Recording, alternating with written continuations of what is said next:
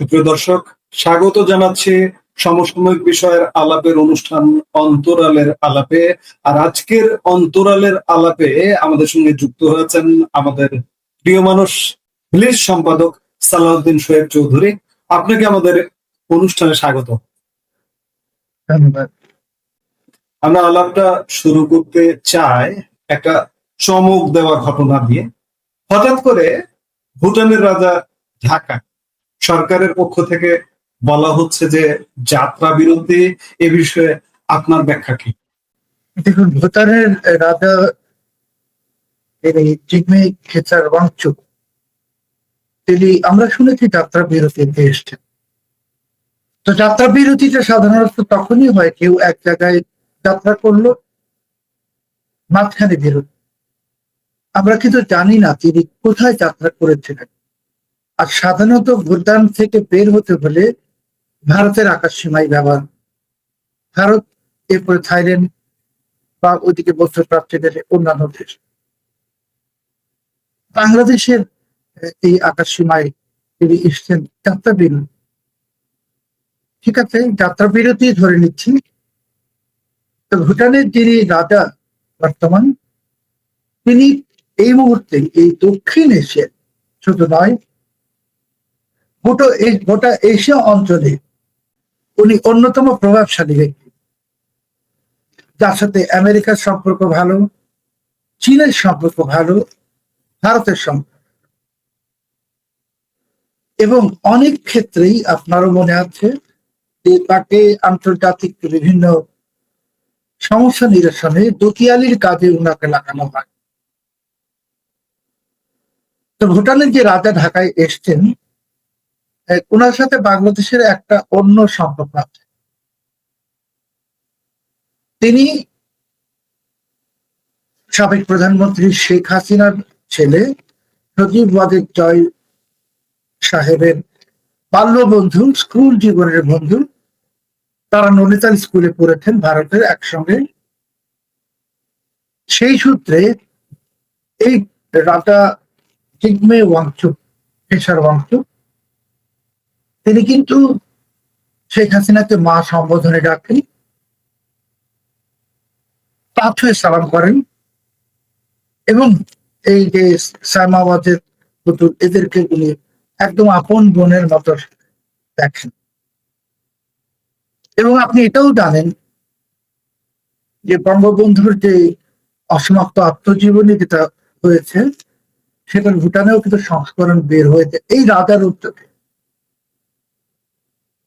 তো শেখ হাসিনা মানে ভুটানের রাজ পরিবারের কাছে উনি ঠিক রাজমাতার সমান সম্মান উনি পান, রাজমাতা। তো এই ভুটানের রাজা, তার কাছে শেখ হাসিনা মায়ের মতো, যার কাছে সাইমাওয়াদের পুতুল বোনের মতো, বা সত্যিবাদী হয়তো একেবারেই বাল্যকালের বন্ধু, শিশুকালের বন্ধু আসলে।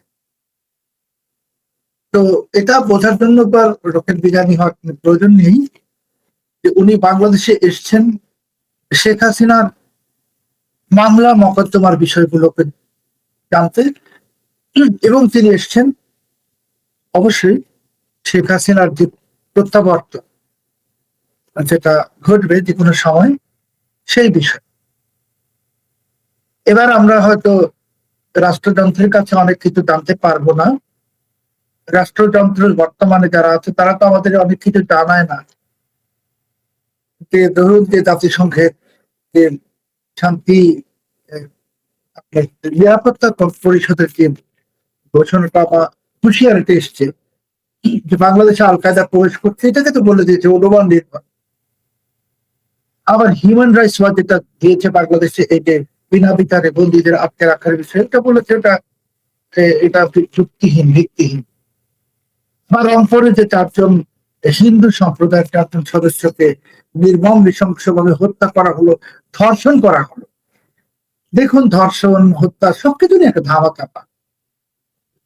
তো কাজেই এই সরকার সবকিছু ধামাচাপা করছে। এমনকি যে পররাষ্ট্র প্রতিমন্ত্রী হুমায়ুন কবির, ওনার বিদেশি নাগরিকত্ব যেটা আমি প্রথম সামনে এনেছি, এটা নিয়েও তো নানান প্রজামিল চলছে, এবং আপনিও জানেন আমিও জানি যে শুধু হুমায়ুন কবির নন, খুদ বঙ্গভবনের ভেতরে এবং প্রধানমন্ত্রীর বাসভবনের ভেতরে বিদেশি পাসপোর্টধারী আছে, তার প্রমাণ আমার কাছে, সুনির্দিষ্ট প্রমাণ আছে।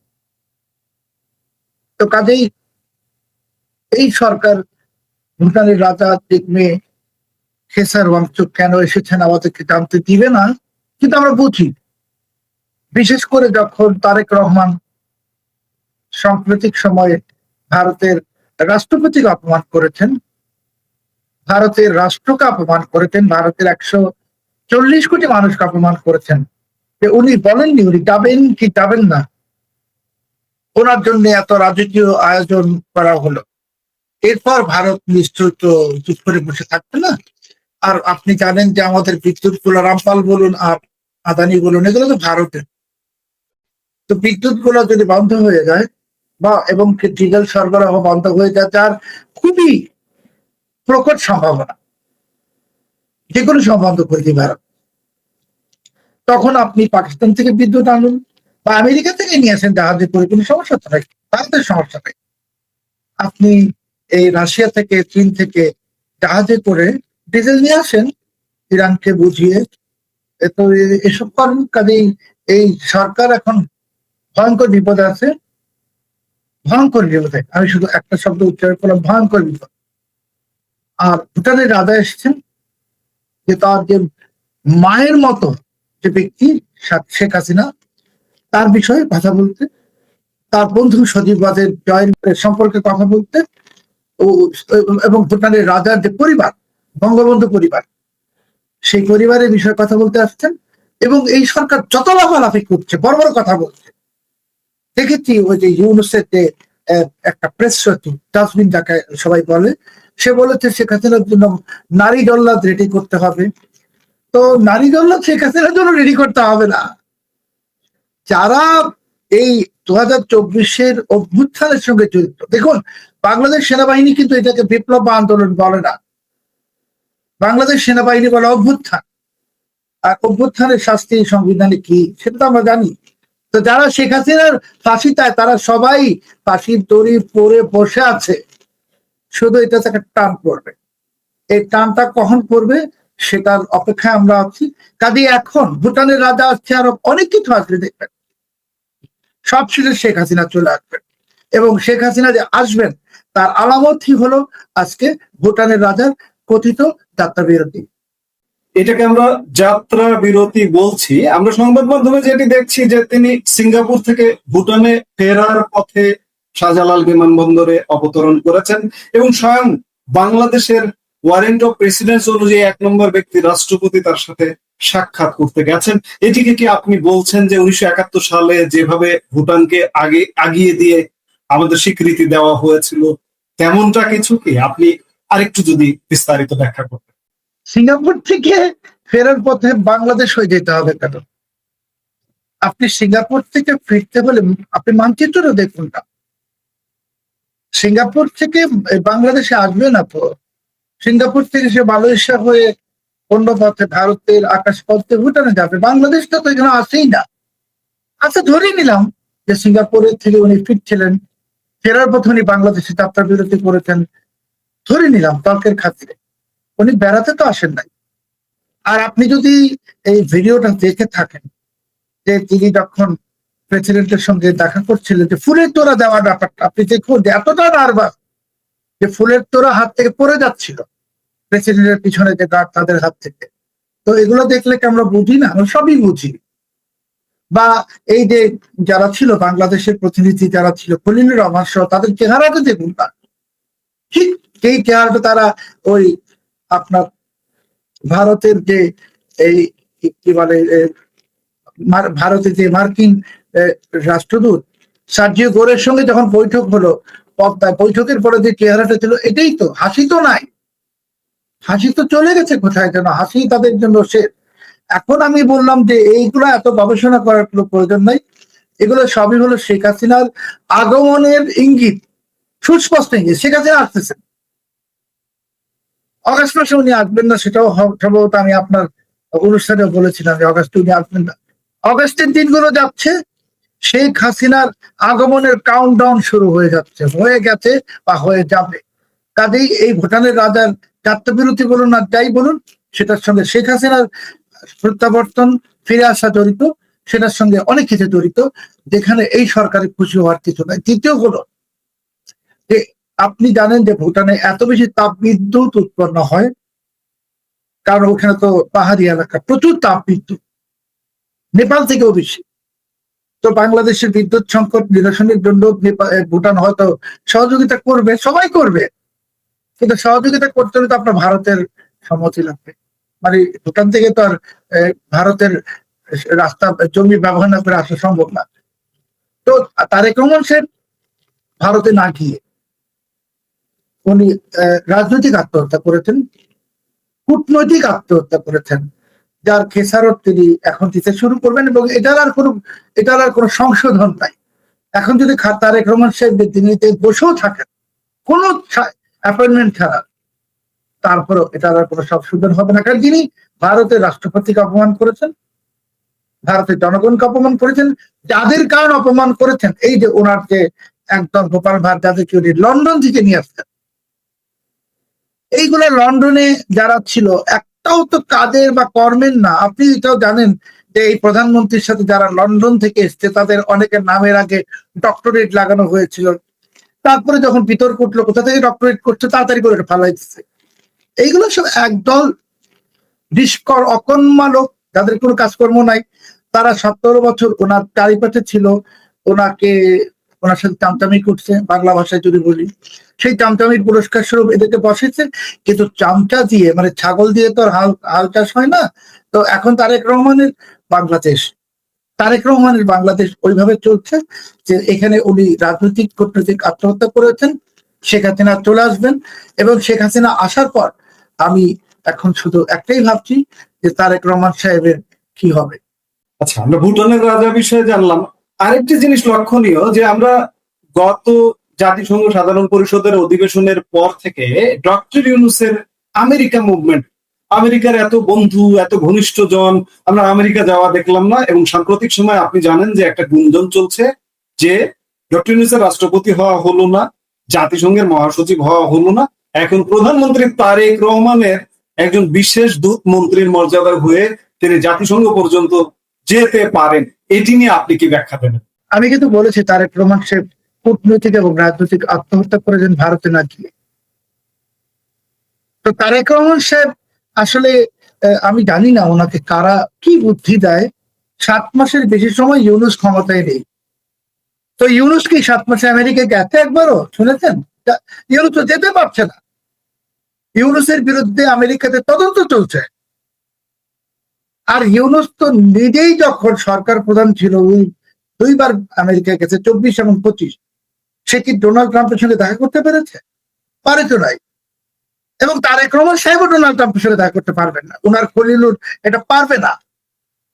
হ্যাঁ, তারেক রহমান সাহেবের একজন যোগ্য লোক এখন আছেন নিউ ইয়র্কে, আইরিন খান, যিনি জাতিসংঘে বাংলাদেশের স্থায়ী প্রতিনিধি। তো ওই আইরিন খানই যথেষ্ট যদি কিছু হয়।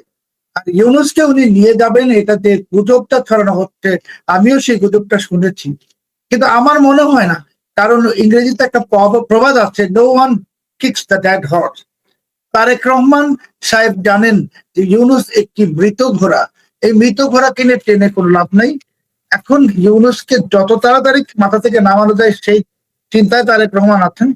আপনি জানেন তাকে প্রেসিডেন্ট বানানো হয়নি।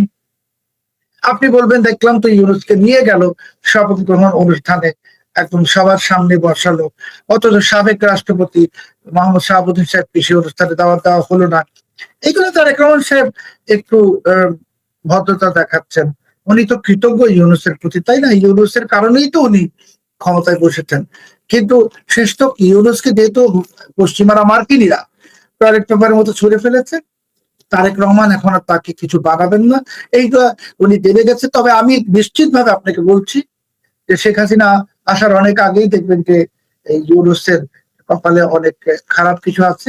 কারণ তারেক রহমান যখন বুঝে যাবেন যে ওনার সর্বনাশ হয়ে গেছে, এবং খুব তাড়াতাড়ি 1 সপ্তাহ থেকে 10 দিনের মধ্যে, তখন দেখবেন অনেক লন্ডন থেকে আনা লোকগুলাকে উনি প্যাকেট করে আবার লন্ডনে পাঠিয়ে দিবেন। কারণ উনি যখন বুঝে যাবেন যে এখন ওনার লন্ডনে যাওয়ার রিটার্ন টিকিট কাটার সময় চলে আসছে তারেক রহমান সাহেবের, তখন উনি এদেরকে লাথি মেরে মেরে বের করে দেবেন সবাইকে।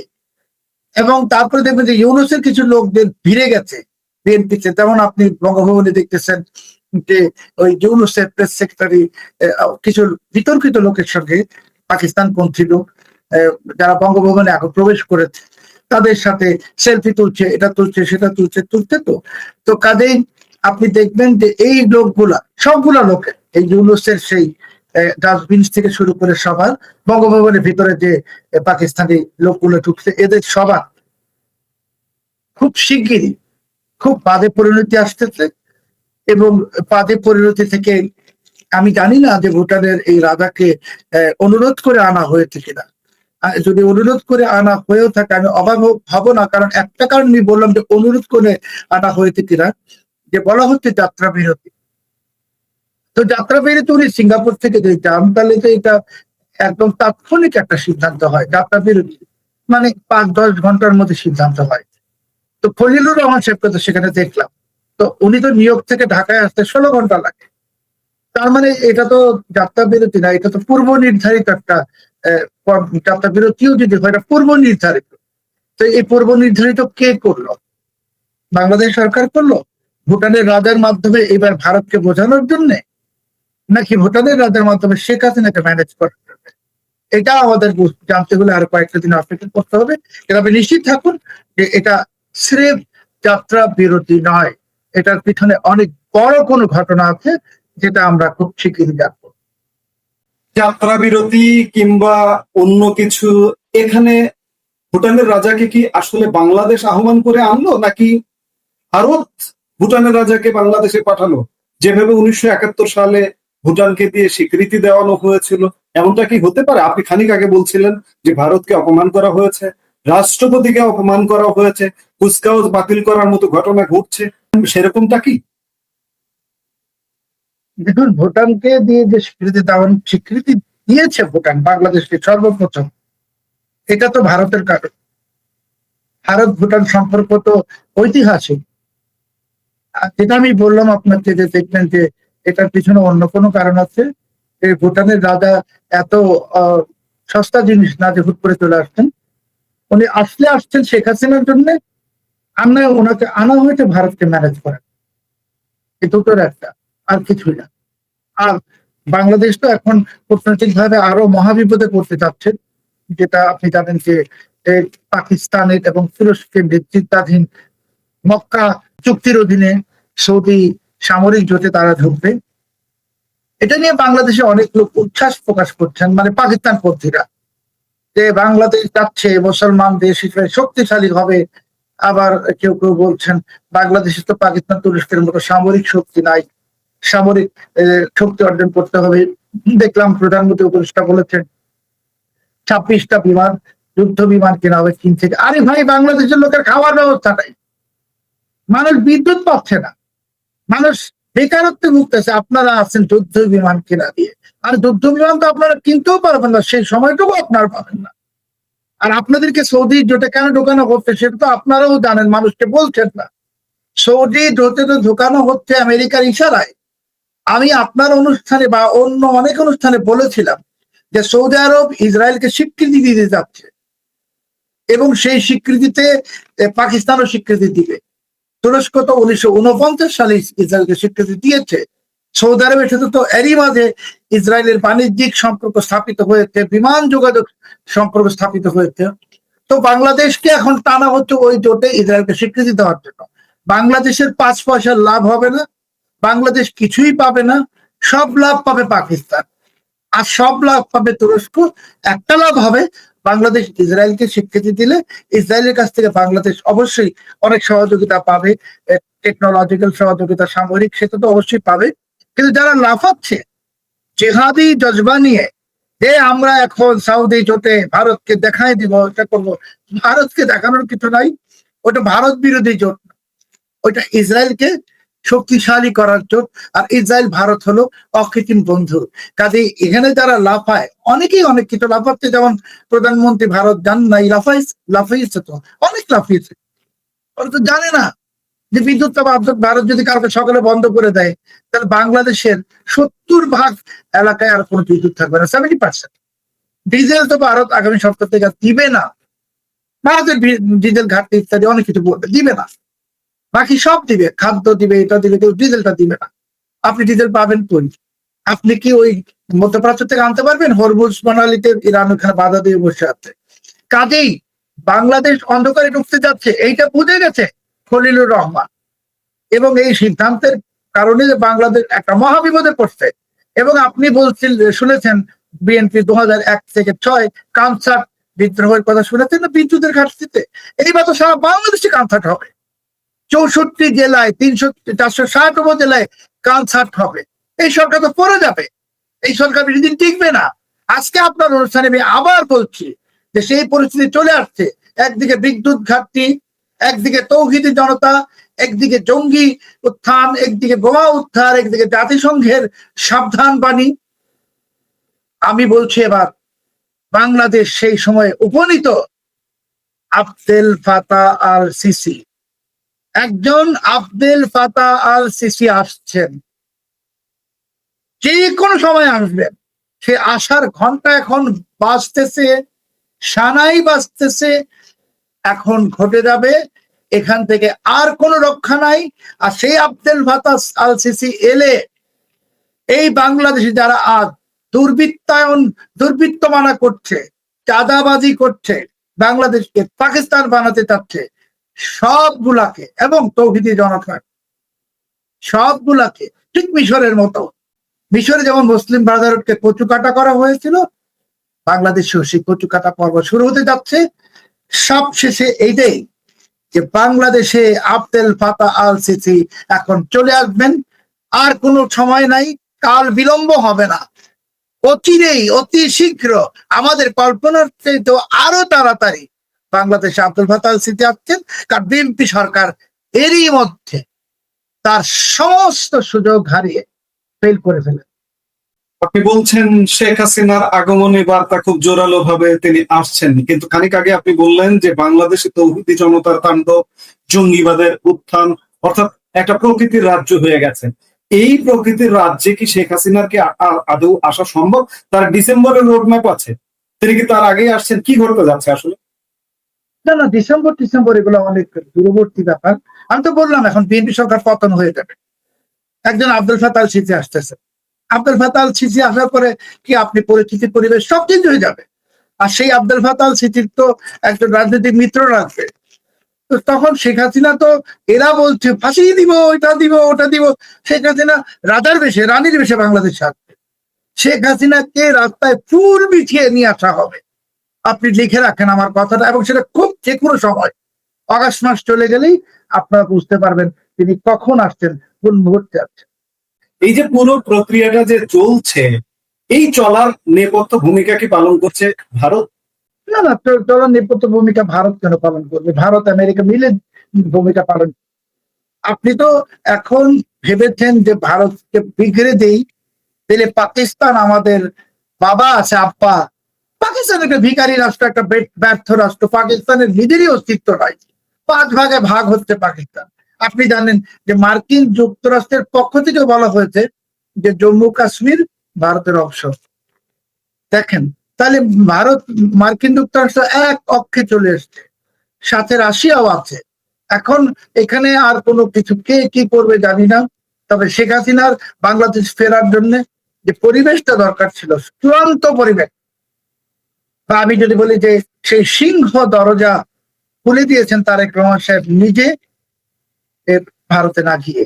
এটা যদি উনি যেতেন তাহলে হয়তো বিষয়টা অন্যরকম হতে পারতো। মানে শেখ হাসিনা প্রত্যাবর্তন করতেন, কিন্তু তারপরেও বিএনপি রাজনীতিতে থাকতো বা ক্ষমতায় থাকতো। এখন সিংহ দরজা খুলেছেন। এইবার শেখ হাসিনার যে সুনামি আসবে, সেই সুনামির স্রোতে কে কোথায় ভেসে যাবে, কি হবে আমি জানি না। তবে এখন আবদেল ফাতাহ আল সিসি আসছেন, যে কোনো সময় আসছেন, বিএনপি সরকার যে কোনো সময় ফল করবে।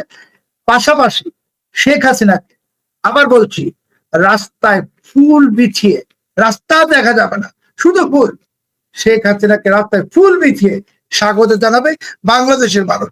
আওয়ামী লীগ না, আওয়ামী লীগ বলে কোনো কথা না, বাংলাদেশের মানুষ যারা ভুক্তভোগী, যাদের খাবার নাই, যাদের কাজ নাই, যাদের বিদ্যুৎ নাই, যাদের গ্যাস নাই, যাদের কোনো সম্ভাবনা নাই, তারাই শেখ হাসিনাকে এবার ফিরিয়ে নিয়ে আসবে।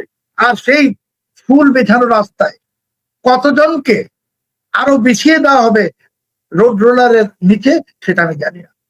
আপনার কথায় আরেকটি উত্তরের সঙ্গে প্রশ্ন এসে যায় যে বিএনপি রাজনীতি করতে পারতো, বিএনপি থাকতে পারতো ভালোভাবে যদি ভারত যেত সমঝোতার মাধ্যমে, তাহলে বিএনপির ভবিষ্যৎ কি হবে সামনে? শেখ হাসিনা বিএনপিকে রাজনীতি করতে তো দিয়েছেন 17 বছর, জাননি? বাংলাদেশ পন্থী সব দল রাজনীতি করবে, বাংলাদেশ বিরোধী অপশক্তি যারা জামাত বা অন্যান্য, তাদের রাজনীতি করার কোনো অধিকার থাকবে না এবং থাকা উচিত না, কারণ এরা বাংলাদেশের অস্তিত্বে বিশ্বাস করে না। তারা আমাদের পতাকা পরিবর্তন করতে চায়, জাতীয় সঙ্গীত পরিবর্তন করতে চায়, বাংলাদেশ নামটাকে পরিবর্তন করতে চায়। সেই পাখি বীজ পাকিস্তানের পাপের সন্তান এবং জঙ্গি জিহাদি, এদের একদম সমাধি হবে বাংলাদেশে, আপনি লিখে রাখতে পারেন। শেখ হাসিনা এবার চলে আসবেন, তার আগে বলছি আব্দুল ফাতাহ আল সিসি যে কোনো মুহূর্তে আসবেন। এখন কখন আসবেন সেটা আর বলার কোনো প্রয়োজন নেই। বাংলাদেশে যেমন এখন যখন তখন বিদ্যুৎ যায়, আমরাও জানি না, ঠিক তেমনি যখন তখন বিএনপি সরকারের পতন হবে। যখন তখন বিএনপি সরকারের পতন হবে, এই কথা দিয়ে আমরা অনুষ্ঠানটা আসলে শেষ করতে চাই। আপনি আমাদের অনুষ্ঠানে যুক্ত হয়ে আমাদেরকে আজকে অনেক তথ্যে সমৃদ্ধ করলেন, এই জন্য আপনাকে অসংখ্য ধন্যবাদ। দর্শক, আজ এ পর্যন্তই। পরবর্তী অন্তরালের আলাপে আপনাদের সঙ্গে যুক্ত হবার আশা রেখে বিদায় নিচ্ছি। ভালো থাকুন, সুস্থ থাকুন। আমাদের ভিডিওগুলো নিয়মিত পেতে সাবস্ক্রাইব করুন সাজ্জাদ কাদির ইউটিউব চ্যানেল এবং লাইক, কমেন্ট, শেয়ার করে সাথে থাকুন।